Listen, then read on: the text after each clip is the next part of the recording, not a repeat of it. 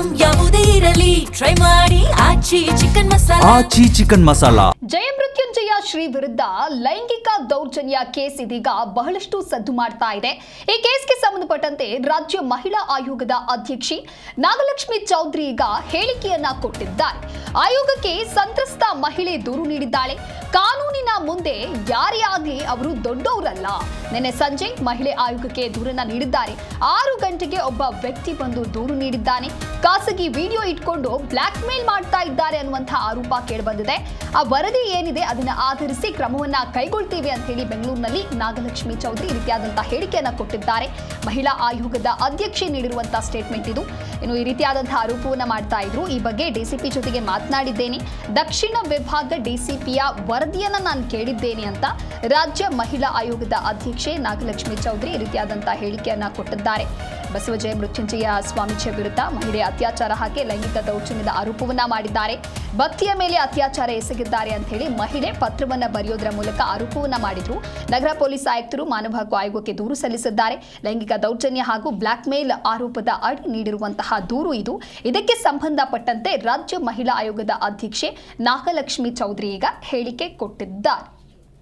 ಅಲ್ಲ, ನಿನ್ನೆ ಸಾಯಂಕಾಲ ಕೊಟ್ಟಿದ್ದಾರೆ 5-6 ಗಂಟೆ ಸಮಯದಲ್ಲಿ. ಅದು ಯಾರು ಏನು ಅಂತ ನನಗೂ ಗೊತ್ತಿಲ್ಲ. ಒಂದು ಹೆಣ್ಮಗಳು ಕೊಟ್ಟಿದ್ದಾರೆ. ಆಮೇಲೆ ಅವರು ಬಂದು ಈ ನಮ್ಮ ಬಾಗಲಕೋಟೆಯ ಬಸವ ಮೃತ್ಯುಂಜಯ ಸ್ವಾಮಿ ಅವರ ಆ ಸ್ವಾಮಿ ಹೆಸರು. ಸೊ ಆ ತಾಯಿಯನ್ನು ಲೈಂಗಿಕವಾಗಿ ದೌರ್ಜನ್ಯ ಮಾಡಿ ಆ ಖಾಸಗಿ ವಿಡಿಯೋಗಳನ್ನೆಲ್ಲ ಇಟ್ಕೊಂಡು ನೀನೇನಾದರೂ ನಮಗೆ ಸಹಕಾರ ಕೊಡಲಿಲ್ಲ ಅಂತಂದರೆ ಇದನ್ನೆಲ್ಲ ನಾನು ಸಾಮಾಜಿಕ ಜಾಲತಾಣಗಳಲ್ಲಿ ಹರಿಬಿಡ್ತೀನಿ ಅಂಥೇಳಿ ಆ ತಾಯಿಗೆ ಬ್ಲ್ಯಾಕ್ ಮೇಲ್ ಮಾಡ್ತಾ ಇದ್ದಾರೆ ಆ ಸ್ವಾಮೀಜಿ ಅಂಥೇಳಿ ನಮಗೆ ಕಂಪ್ಲೇಂಟ್ ಕೊಟ್ಟಿದ್ದಾರೆ. ನಾನು ಅದನ್ನು DCP ಅವ್ರಿಗೆ ಲೆಟ್ರನ್ನ ಕಳಿಸಿದ್ದೀನಿ. DCP ಅವ್ರ ಜೊತೆನೂ ಮಾತಾಡಿದ್ದೀನಿ. ನಮಗೆ ಒಂದು ಸ್ವಲ್ಪ ಟೈಮ್ ಕೊಡಿ ಮೇಡಮ್, ನಾನು ಇದನ್ನೆಲ್ಲ ಪರಿಶೀಲನೆ ಮಾಡಿ ನಿಮಗೆ ವರದಿಯನ್ನು ಕೊಡ್ತೀನಿ ಅಂತ DCP ಅವರು ಸಹ ಹೇಳಿದ್ದಾರೆ. ಇಲ್ಲ ಅವ್ರು ನನ್ನನ್ನು ಭೇಟಿ ಆಗಲಿಲ್ಲ. ಆಮೇಲೆ ಕೊಟ್ಟು ಕಳಿಸಿದ್ದಾರೆ. ಆ್ಯಕ್ಚುಲಿ ಅವ್ರು ಇಂಡಿವಿಜುವಲ್ ಆಗಿ ಬಂದು ಇದು ಮಾಡಲಿಲ್ಲ. ಇರಲಿ, ಅದು ಗೌಪ್ಯವಾಗೇ ಇರಲಿ. ಬಟ್ ಇದನ್ನು ನಾವು ತನಿಖೆಯನ್ನು ಮಾಡಲಿಕ್ಕೆ ಪೊಲೀಸವ್ರಿಗೆ ಆಲ್ರೆಡಿ ಹೇಳಿದ್ದೀವಿ.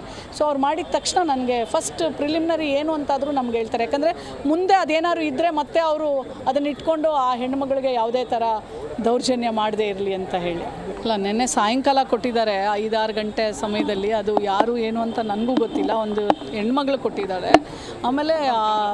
ಆಮೇಲೆ ಅವರು ಬಂದು ಈ ನಮ್ಮ ಬಾಗಲಕೋಟೆಯ ಬಸವ ಮೃತ್ಯುಂಜಯ ಸ್ವಾಮಿ ಅವರ ಆ ಸ್ವಾಮಿ ಹೆಸರು.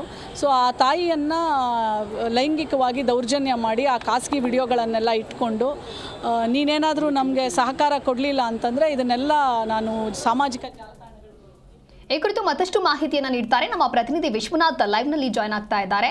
ವಿಶ್ವನಾಥ್, ಜಯಮೃತ್ಯುಂಜಯ ಶ್ರೀ ವಿರುದ್ಧ ಲೈಂಗಿಕ ದೌರ್ಜನ್ಯ ಕೇಸ್ಗೆ ಸಂಬಂಧಪಟ್ಟಂತೆ ಈಗ ಯಾರೆಲ್ಲ ಕಂಪ್ಲೇಂಟ್ ಕೊಟ್ಟಿದ್ದಾರೆ, ಮಹಿಳೆ ಮಾಡ್ತಾ ಇರುವಂತಹ ಆರೋಪ ಏನು, ಇದಕ್ಕೆ ನಾಗಲಕ್ಷ್ಮಿ ಚೌಧರಿ ಅವರ ರಿಯಾಕ್ಷನ್ ಏನು?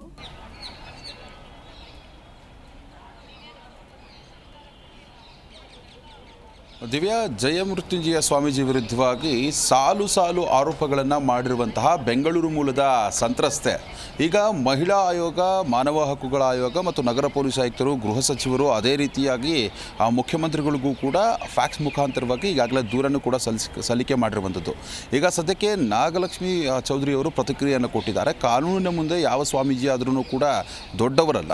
ಹೀಗಾಗಿ ನಾವು ದಕ್ಷಿಣ ವಿಭಾಗದ DCP ಆಗಿರುವಂತಹ ಲೋಕೇಶ್ ಜಗ್ಲಾಸಾರ್ ಏನಿದ್ದಾರೆ ಅವರಿಗೆ ಒಂದು ವರದಿಯನ್ನು ಕೇಳಿದ್ದೇವೆ. ವರದಿ ಬಂದ ನಂತರ ಮುಂದಿನ ದಿನಮಾನಗಳಲ್ಲಿ ಯಾವ ರೀತಿಯಾದಂತಹ ಕ್ರಮವನ್ನು ತೆಗೆದುಕೊಳ್ಳಬೇಕು ಅನ್ನೋ ಆ್ಯಂಗಲಲ್ಲಿ ನಾವು ಚಿಂತನೆಯನ್ನು ನಡೆಸ್ತೇವೆ ಅನ್ನೋಂಥ ಮಾತುಗಳನ್ನು ನಾಗಲಕ್ಷ್ಮಿ ಚೌಧರಿ ಅವರು ಹೇಳಿರುವಂಥದ್ದು ಇದೊಂದು ಭಾಗ. ಇನ್ನು ಈ ಸಂತ್ರಸ್ತ ಮಹಿಳೆ ಏನಿದ್ದಾರೆ ಇವರು 4-5 ವರ್ಷಗಳ ಹಿಂದೆ ಸ್ವಾಮೀಜಿಯವರಿಗೆ ಪರಿಚಯ ಆಗಿರ್ತಾರೆ. ಅದಾದ ಮೇಲೆ ಅವರ ನಂಬರ್ ಕೂಡ ಎಕ್ಸ್ಚೇಂಜ್ ಆಗುತ್ತೆ. ಅಂದರೆ ಪ್ರಸಾದ ನೀಡುವಂತಹ ಒಂದು ಹಿನ್ನೆಲೆಯಲ್ಲಿ ಸ್ವಾಮೀಜಿಯವರು ನನ್ನನ್ನು ಕರೆಸಿ ಲೈಂಗಿಕವಾಗಿ ಬಳಸ್ಕೊಂಡು ಆ ವಿಡಿಯೋಗಳನ್ನು ಮಾಡಿಕೊಂಡು ಅದಾದ ಮೇಲೆ ನಿರಂತರವಾಗಿ ನನಗೆ ನೀನು ವಿವಸ್ತರಾಗಿ ವಿಡಿಯೋ ಕಾಲ್ ಮಾಡು, ಅದೇ ರೀತಿಯಾಗಿ ನನ್ನನ್ನು ನಿರಂತರವಾಗಿ ಸಂಪರ್ಕ ಮಾಡು, ರಾತ್ರಿಯೆಲ್ಲ ನನ್ನ ಜೊತೆ ಮಾತನಾಡೋ ಅನ್ನೋ ಒಂದು ಆ್ಯಂಗಲ್ನಲ್ಲಿ ಸಾಕಷ್ಟು ಪ್ರೇರೇಪಣೆಯನ್ನು ಕೊಡ್ತಾ ಇದ್ದಾರೆ ಮತ್ತು ನನಗೆ ಹಿಂಸೆಯನ್ನು ನೀಡ್ತಾ ಇದ್ದಾರೆ ಅನ್ನೋ ಒಂದು ಆ್ಯಂಗಲ್ನಲ್ಲಿ ಮಹಿಳೆ ಈಗ ಕಂಪ್ಲೇಂಟನ್ನು ಕೊಟ್ಟಿರುವಂಥದ್ದು. ಹೀಗಾಗಿ ಏನು ಲೈಂಗಿಕ ದೌರ್ಜನ್ಯದಂತಹ ಗಂಭೀರ ಆರೋಪವನ್ನು ಈಗಾಗಲೇ ಜಯಮೃತ್ಯುಂಜಯ ಸ್ವಾಮೀಜಿ ಎದುರಿಸ್ತಾ ಇರುವಂಥದ್ದು. ಹೀಗಾಗಿ ಮುಂದಿನ ದಿನಮಾನಗಳಲ್ಲಿ ಇವರ ವಿರುದ್ಧವಾಗಿ ಸರ್ಕಾರ ಕೂಡ ಇದನ್ನು ಗಂಭೀರವಾಗಿ ಪರಿಗಣನೆ ತೆಗೆದುಕೊಳ್ಳುವಂತಹ ಸಾಧ್ಯತೆ ಕೂಡ ಇದೆ. ಹೀಗಾಗಿ ಮುಂದಿನ ದಿನಮಾನಗಳಲ್ಲಿ ಮಹಿಳಾ ಆಯೋಗ ಆಗಿರಬಹುದು ಮತ್ತು ಮಾನವ ಹಕ್ಕುಗಳ ಆಯೋಗ ಆಗಿರಬಹುದು ಮತ್ತು ಪೊಲೀಸರಿಗೆ ಏನಾದರೂ ದೂರು ತೀಕ್ಷ್ಣವಾದ ರೀತಿಯಲ್ಲಿ ಬಂದಂತಹ ಸಂದರ್ಭದಲ್ಲಿ ಇದನ್ನು ಗಂಭೀರವಾಗಿ ಪರಿಗಣನೆಗೆ ತೆಗೆದುಕೊಂಡು ಜಯಬಸವ ಮೃತ್ಯುಂಜಯ ಸ್ವಾಮೀಜಿ ವಿರುದ್ಧವಾಗಿ ಪ್ರಕರಣವನ್ನು ದಾಖಲು ಮಾಡಿ ತನಿಖೆಯನ್ನು ನಡೆಸುವಂತಹ ಸಾಧ್ಯತೆ ಕೂಡ ಇರುವಂಥದ್ದು. ಇದೊಂದು ಭಾಗ. ಇನ್ನು 4ನೇ ತಾರೀಕು, ಇದೇ ತಿಂಗಳ 4ನೇ ತಾರೀಕು ಸ್ವಾಮೀಜಿ ಕೂಡ ವಿಜಯಪುರದ ಒಂದು ಗ್ರಾಮೀಣ ಪೊಲೀಸ್ ಠಾಣೆಯಲ್ಲಿ ಒಂದು FIR ಅನ್ನು ದಾಖಲು ಮಾಡಿದ್ದಾರೆ. ಅದು ಸಂತ್ರಸ್ತೆಯ ವಿರುದ್ಧವಾಗಿ ಮತ್ತು ಇನ್ನುಳಿದಂತೆ ಖಾಸಗಿ ವಾಹಿನಿಯ ಮಾಲೀಕರು ಅದು ಸೇರಿ ಮತ್ತು ಇನ್ನಿಬ್ಬರು ವ್ಯಕ್ತಿಗಳ ವಿರುದ್ಧವಾಗಿ ಈಗ ಕಂಪ್ಲೇಂಟನ್ನು ಕೂಡ ಕೊಟ್ಟಿದ್ದಾರೆ. ಅವರ ವಿರುದ್ಧ FIR ಕೂಡ ದಾಖಲಾಗಿದೆ. ಅಂದರೆ ನನ್ನನ್ನು ಪರಿಚಯ ಮಾಡಿಕೊಂಡು ನಾನೊಂದು ಸಂಸ್ಥೆಯನ್ನು ನಡೆಸ್ತಾ ಇದ್ದೇನೆ, ಅದರ ಮುಖಾಂತರವಾಗಿ ಅನೇಕರಿಗೆ ನಾನು ಜೀವನವನ್ನು ಕೊಡ್ತಾ ಇದ್ದೇನೆ. ಅಂದರೆ ಶಿಕ್ಷಣ ಆಗಿರಬಹುದು ಮತ್ತು ಅನ್ನ ಆಗಿರಬಹುದು ಎಲ್ಲವನ್ನೂ ನಾನು ಕೊಡ್ತಾ ಇದ್ದೇನೆ. ಹೀಗಾಗಿ ಇದಕ್ಕೆ ನೀವು ನನಗೆ ಸಹಾಯ ಮಾಡಿ ಅನ್ನೋ ಒಂದು ಹಿನ್ನೆಲೆಯಲ್ಲಿ ಸ್ವಾಮೀಜಿಯವರಿಗೆ ಹಣವನ್ನು ಕೊಡೋದಕ್ಕೆ ಪೀಡಿಸ್ತಾ ಇದ್ದರು. ಮತ್ತು ಅದೇ ರೀತಿಯಾಗಿ ನೀವು ಹೆಚ್ಚು ಹಣವನ್ನು ಕೊಟ್ಟಂತಹ ಸಂದರ್ಭದಲ್ಲಿ ನಾನು ನಿಮ್ಮ ಹೋರಾಟಕ್ಕೆ ಸಹಕಾರ ಕೊಡ್ತೀನಿ. ಅಂದರೆ ಒಂದು ಸಮುದಾಯದ ಒಂದು ಮೀಸಲಾತಿಗಾಗಿ ಏನು ಜಯಮೃತ್ಯುಂಜಯ ಬಸವರಾಜ ಸ್ವಾಮೀಜಿ ಏನು ಹೋರಾಟವನ್ನು ಮಾಡ್ತಾ ಇದ್ರು, ಹೀಗಾಗಿ ಅದಕ್ಕೆ ನಾನು ಸಪೋರ್ಟನ್ನು ಮಾಡ್ತೀನಿ ಅನ್ನೋ ಒಂದು ಆ್ಯಂಗಲಲ್ಲೂ ಕೂಡ ಈ ಮಹಿಳೆ ಒತ್ತಾಯವನ್ನು ಮಾಡ್ತಾ ಇದ್ಲು ಹಣವನ್ನು ಕೊಡಿ ಅಂತ ಹೇಳಿ. ಇದಕ್ಕೆ ಒಪ್ಪದಿದ್ದಂತಹ ಸಂದರ್ಭದಲ್ಲಿ ತನ್ನ ಬೆಂಬಲಿಗರನ್ನು ಕರೆದುಕೊಂಡು ಬಂದು ನನ್ನ ಮೇಲೆ ಹಲ್ಲೆಗೆ ಯತ್ನ ಮಾಡಿದ್ದಾರೆ ಮತ್ತು ಆ ಕಾರನ್ನು ಅಡ್ಡಗಟ್ಟಿ ಅದನ್ನು ಕೂಡ ಜಖಂ ಮಾಡಿದ್ದಾರೆ ಅನ್ನೋ ಒಂದು ಆ್ಯಂಗಲ್ ಈಗ ಸ್ವಾಮೀಜಿ ದೂರನ್ನು ಕೊಟ್ಟಿರುವಂಥದ್ದು. ಅವರ ವಿರುದ್ಧವಾಗಿ ಕ್ರಮ ತೆಗೆದುಕೊಳ್ಬೇಕು ಅಂತ ಕಂಪ್ಲೇಂಟನ್ನು ರಿಜಿಸ್ಟರ್ ಮಾಡಿರುವಂಥದ್ದು.